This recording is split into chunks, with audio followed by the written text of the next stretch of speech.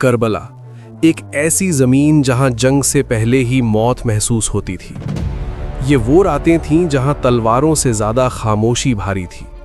हर शख्स जानता था सुबह खून लाएगी। लेकिन सवाल ये है, जंग से पहले क्या गुजरी? करबला से पहले की खामोशी सबसे ज़्यादा चीखने वाली आवाज़ थी।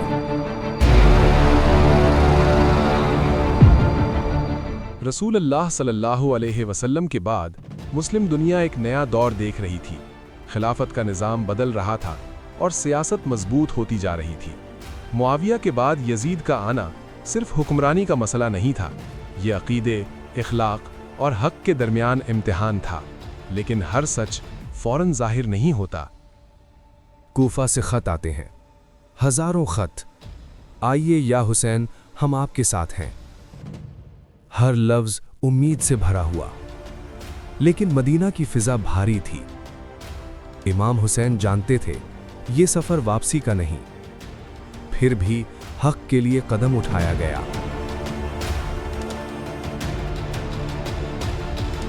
इमाम हुसैन सिर्फ नबी सल्लल्लाहु अलैहि वसल्लम के नवासे नहीं थे, वो ज़मीर की आवाज़ थे। उन्होंने देखा कि खामोशी भी जुल्म बन चुकी है। उनका फैसला किसी तख्त के लिए नहीं था, ये फैसला था दीन को बचाने का। मगर इस फैसले की कीमत बहुत बड़ी थी।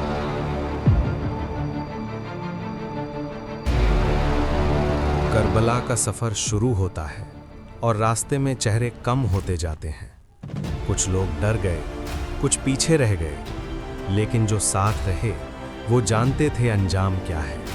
ये सफर जीत का नहीं था, ये सफर गवाही का था।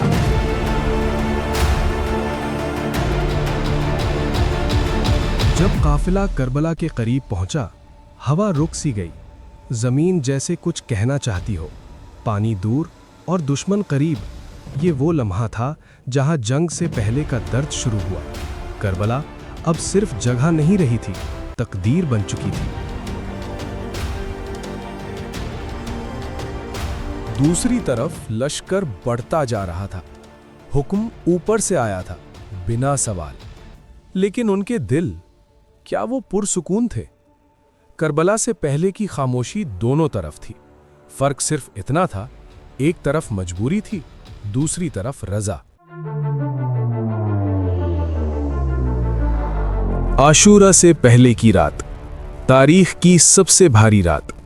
इमाम हुसैन ने कहा, जो जाना चाहे जा सकता है। अंधेरा था, लेकिन कोई न गया। ये वफादारी तलवार से नहीं, दिल से लिखी गई। खामोशी अब दुआ बन चुकी थी।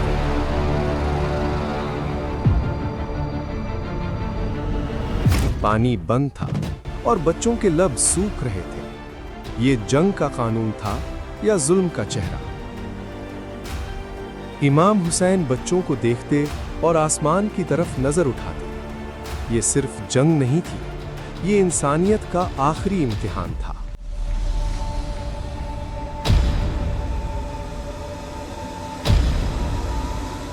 शॉकिंग बात यह है, बहुत से लोग जानते थे कि हुसैन हक पर है, फिर भी तलवार नहीं रुकी।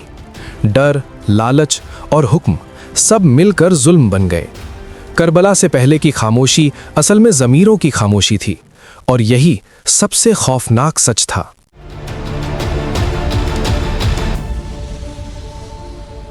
सुबह होने वाली थी। परिंदे भी चुप थे, जमीन इंतजार में थी और आसमान भी। ये आखिरी लम्हात थे जब जंग अभी शुरू नहीं हुई थी, लेकिन फैसला हो चुका था, खून लिखा जा चुका था। करबला से पहले की खामोशी हमें ये सिखाती है कि हक अक्सर अकेला होता है, और जब सब चुप हो जाएं, तब भी सच बोलना होता है। इमाम हुसैन ने जंग से पहले ही जीत हासिल कर ली थी, क्योंकि वो झुके नहीं और बिके नहीं। आज सदियां गुजर चुकी हैं, लेकिन करबला जिंदा है, हर उस जगह जहां जुल्म के खिलाफ आवाज उठती है। करबला से पहले की खामोशी हमें पूछती है, अगर तुम वहां होते तुम क्या करते? और शायद यही इस कहानी का असल मकसद है।